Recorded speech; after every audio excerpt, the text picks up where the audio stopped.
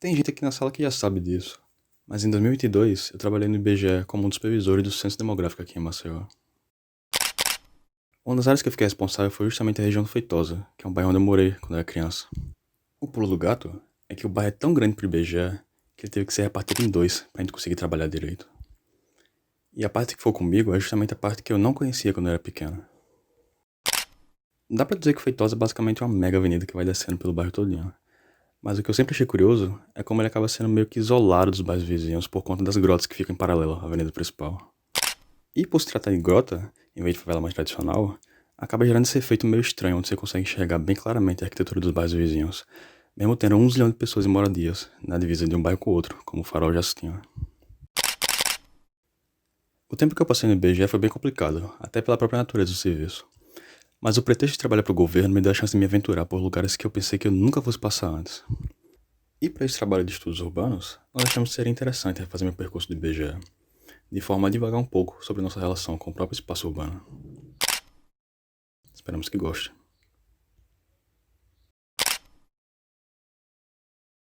Eu li uma entrevista do Alan Moore, o escritor de quadrinhos, fez muita coisa, fez livro, romance, várias coisas.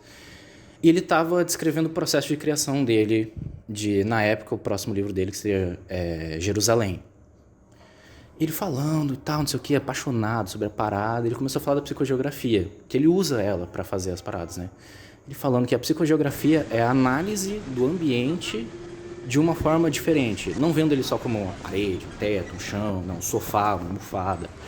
Você leva em consideração a parada emocional, a ligação emocional que você tem com aquilo, né? Você não vai num lugar só pelo lugar, você vai, como ele te faz você sentir, pelas pessoas que você tá, você vê a história daquilo, né? Você ter a conexão com a história muda muito a sua relação com aquele ambiente.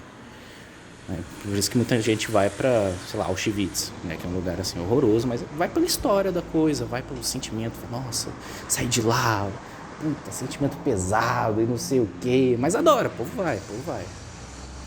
E isso é uma forma muito urbana, muito, muito do cidadão mesmo de mudar o ambiente que ele vive, que às vezes é muito opressor, a maioria das vezes é opressor contra ele. Então, você fazer isso, você muda o local que você vive e, consequentemente, você muda você. Porque você é modificado pelo ambiente, você modifica o ambiente, aquele ciclo todo, aquela parada e tal.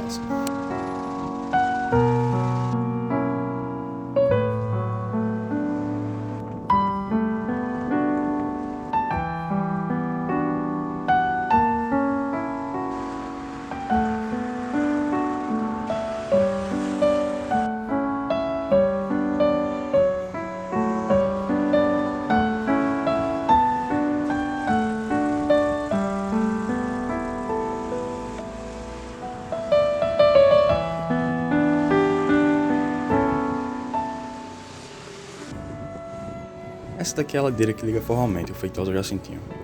Oficialmente, ela é chamada de Rua Desembargador Hélio Cabral, mas todo mundo só chama de Pista Nova mesmo.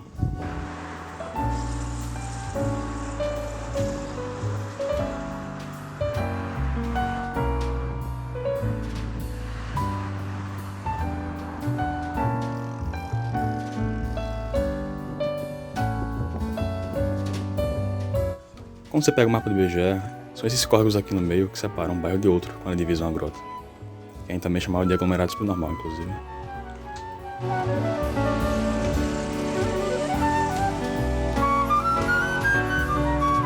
Do outro lado do cruzamento, a gente encontra também acesso à Grota do Estrondo. Eu queria descer aqui porque tem muita coisa maneira lá embaixo, só que as coisas aqui são meio velho oeste. Na mesma semana você vai encontrar um assaltante em tempo integral e um recluso jurado de morte.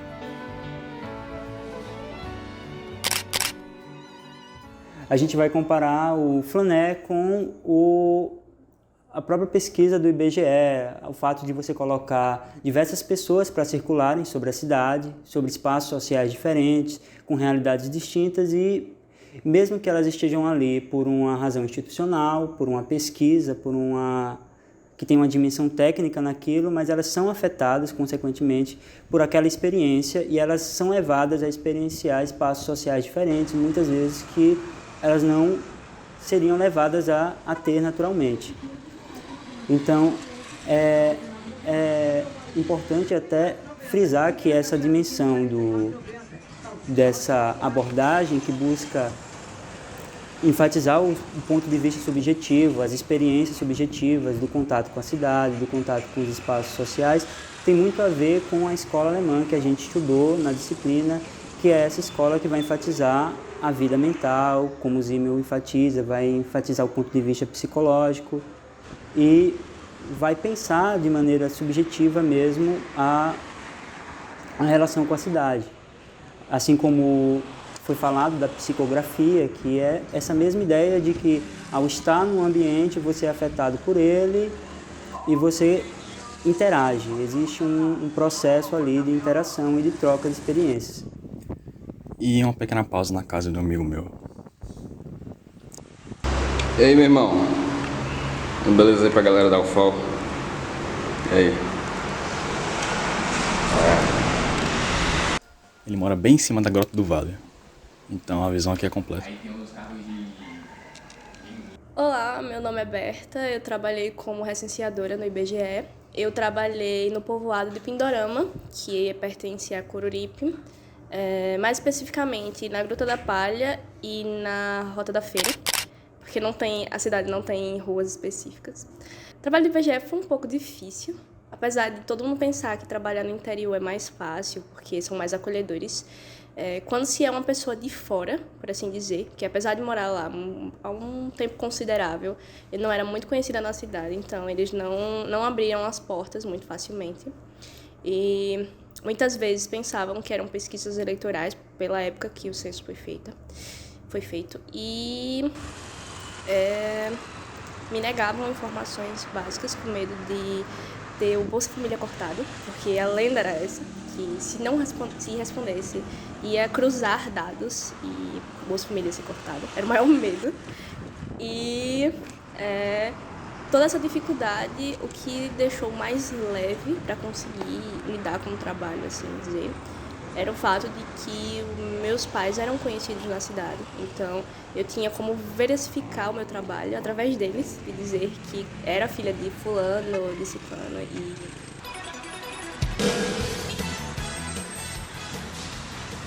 Esse daqui é de longe o lugar que eu mais queria vir de novo. Só que quando cheguei aqui as coisas acabaram mudando. A primeira coisa que eu fiz quando cheguei em casa foi olhar no Google Maps como é que tava ano passado e realmente eu não estou ficando maluco. Nessa minha pesquisa eu notei que até a escola mudou o nome também, não foi só o grafite que foi retirado. Mas eu fico muito feliz só de imaginar as criancinhas saindo da aula e vendo um Goku gigantesco. Sinto uma delas usarem máscara no meio da pandemia.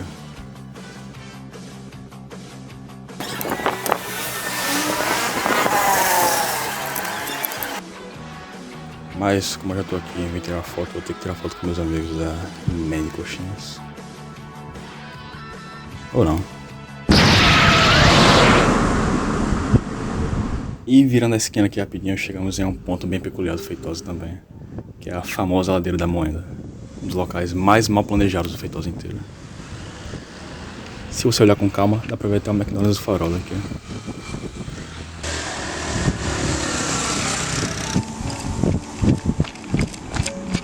Mas, assim como lá em cima, qual não foi minha surpresa ao chegar aqui embaixo e ver que tudo estava diferente. Ano passado, quando eu vim aqui com o pessoal, tudo estava destruído por causa das chuvas no meio de ano. E ninguém sabia como ajeitar as coisas.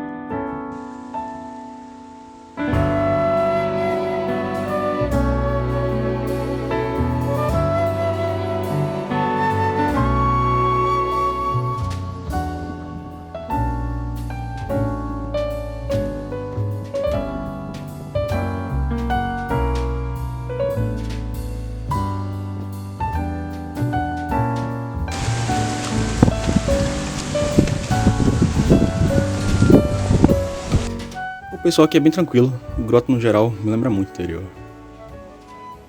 Você chega, o pessoal fala com você, oferece café, chama pra entrar. Bem tranquilo. Então, assim que eu cheguei aqui, uma moradora veio falar comigo. Ela me explicou que realmente começou recentemente as obras. Não é nada muito antigo, não. Só que, como vocês podem ver, aqui era onde ficavam as casas que estão destruídas. Eles só fizeram demolir, ainda falta ajeitar.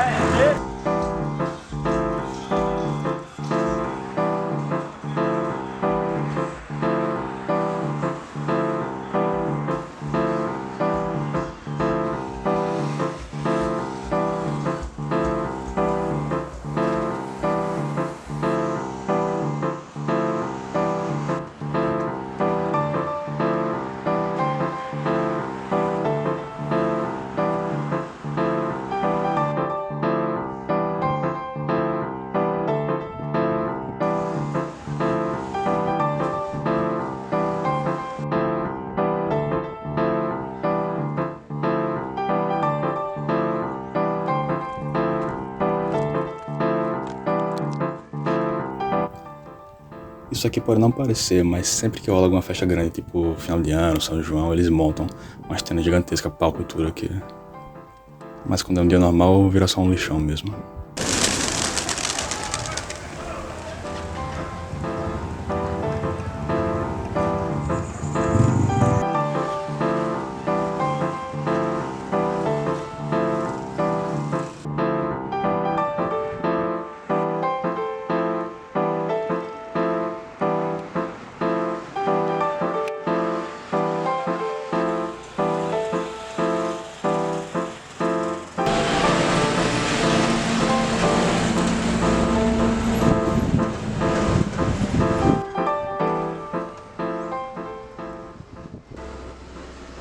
Sempre que eu chego na rodoviária, eu começo a estranhar as coisas por aqui.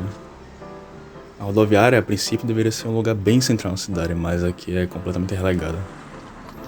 Pra começar aqui, o bairro que ela tá, Feitosa, mal tem ônibus rodando. E só de imaginar turistas chegando aqui e vendo vários motéis e prostituição a céu aberto é bem complicado.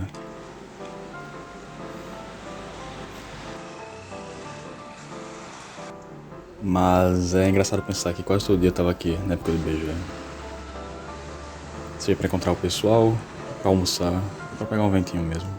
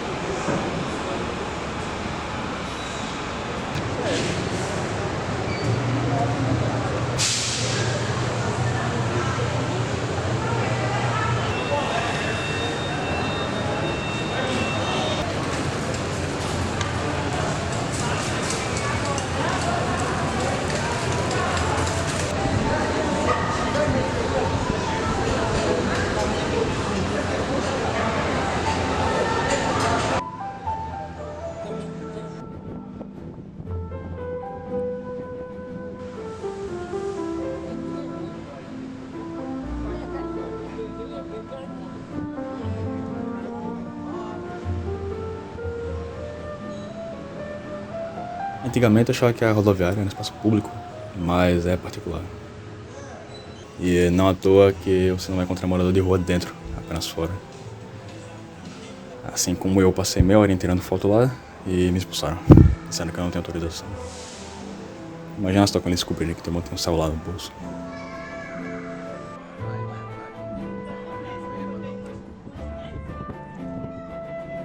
E chegando então no final do nosso passeio, vamos para a Ponte do Reginaldo, que como o nome diz é uma ponte que fica sobre o Vale do Reginaldo.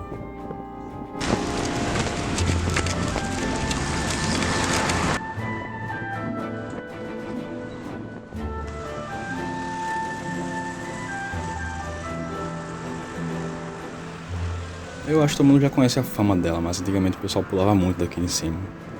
Então hoje em dia eles botaram essas grades para impedir. Ainda assim é uma vista, entanto.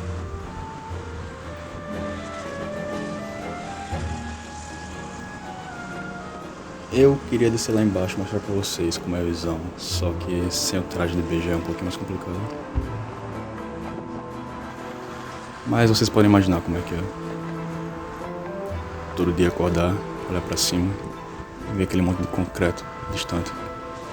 Um carro passando sem nem saber que você tá ali embaixo. Você olha pra todos os lados e tudo que você vê é muro, mato. Você tá abaixo da cidade. Você é algo à parte, você é algo externo. Você não está em Maceió, você está numa grota.